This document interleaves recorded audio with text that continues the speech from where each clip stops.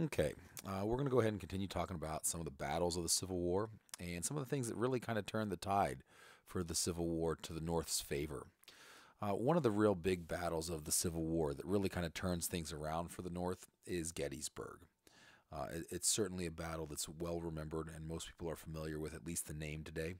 It's really a major turning point in the war. The battle itself takes place over several days, July 1st, 2nd, and 3rd in 1863. And it wasn't really a battle that really the South intended to fight. Lee had gone to Gettysburg, which is one of his few incursions into the North. He actually becomes a little more aggressive, goes up into the North. It's actually in Pennsylvania. And the reason why he was going to Gettysburg was because he needed shoes for his army. The Southerners oftentimes found themselves short on shoes, and that's important if the major way your army gets around is by marching. And so he goes to Gettysburg because there's a shoe factory there. And while there, the North hears of his movement and moves to Gettysburg, and the two armies clash there. In retrospect, it was a poor decision by Lee, and he actually knows it. He regrets that. He felt he was a little bit overconfident in his own forces going into Gettysburg. Probably there's no better example of how poor of a decision it was than Pickett's charge. The field at Gettysburg, the battlefield, if you were to ever actually visit it, is actually a slight uphill slope from where the Southerners had their lines behind some trees to where the North occupies the ridge. And Pickett was in command of a division, and he moves forward from the Confederate lines. And during the battle, Lee is going back and forth behind the Confederate lines to monitor progress. And while doing this, he encounters a broken and disheveled and confused Pickett, and he asks him, "Sir, where is your division?" And Pickett looks at him with a glazed over look and says, "Sir, I have no division." His division was wiped out. There was nothing left of it. And so that is just indicative of the losses that the South suffers at Gettysburg. They will never recover. And in fact, Lee will blame himself for that, that he made a huge error there. And he really did. And this is really the point that, like I said, Lee's army never really recovers after Gettysburg. Another big thing that really turns the tide of the war is when Ulysses S. Grant takes charge of the Union Army. He really changes the strategy and the tactics. Whereas McClellan was cautious, Grant was not. Grant believes he is going to win a war of attrition. He is going to grind the South into submission, and he drives his army incredibly hard. Grant's great realization is that he has a huge advantage in manpower and resources, and he aims to take advantage of that. And so he drives his army very hard. He incurs massive casualties because of, in fact, some of his own soldiers nicknamed him the Butcher because he cared so little for their lives, or at least they perceived that, because he was willing to throw them into any battle because he knew that even if he suffered massive casualties, he could afford it, whereas the South could not.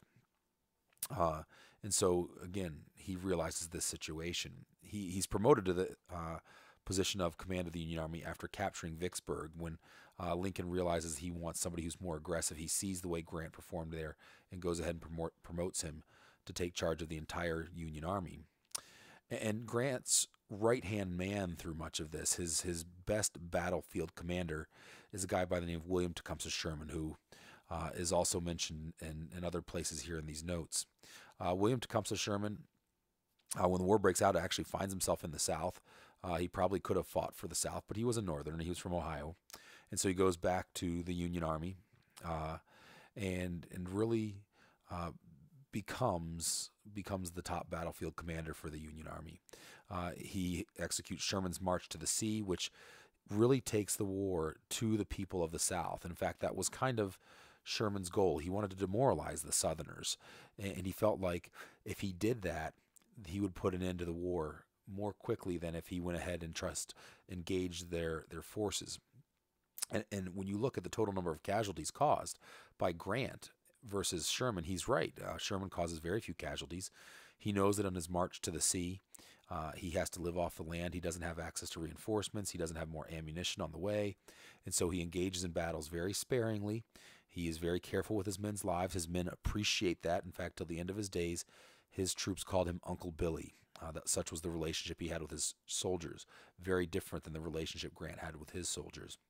He does, in fact, burn Atlanta on September 2nd, 1864, so his strategy is successful. He marches all the way through the South, and the Southerners realize they are powerless to stop him, and he, in fact, does break their will to fight.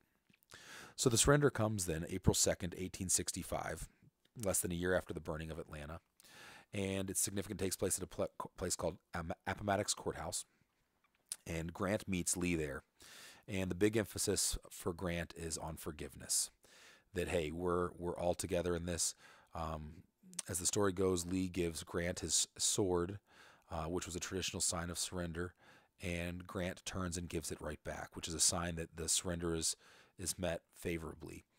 If Grant had been angry still, he would have bent the sword and given it back, but he gives it back to Lee. And in fact, he does more than that. He tells the Southern Army that they need to keep their horses because they're going to go home and they're going to need them to plow. He gives them their guns and says, walk away with your guns because you're going to need them to hunt with to support yourself.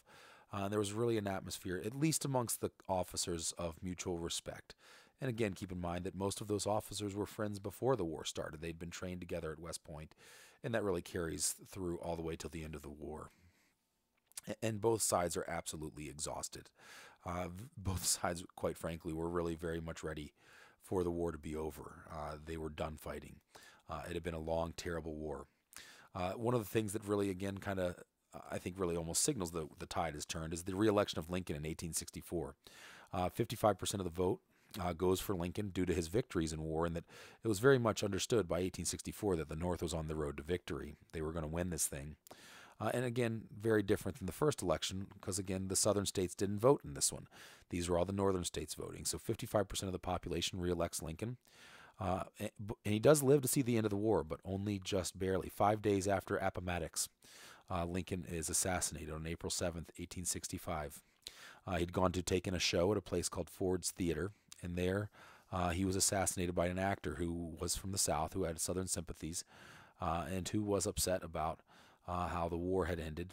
And he goes ahead and gains access to Lincoln's private balcony and shoots him point blank range in the back of the head, jumps out onto the stage, breaks his leg, and escapes out the theater, but is hunted down a few days later and killed.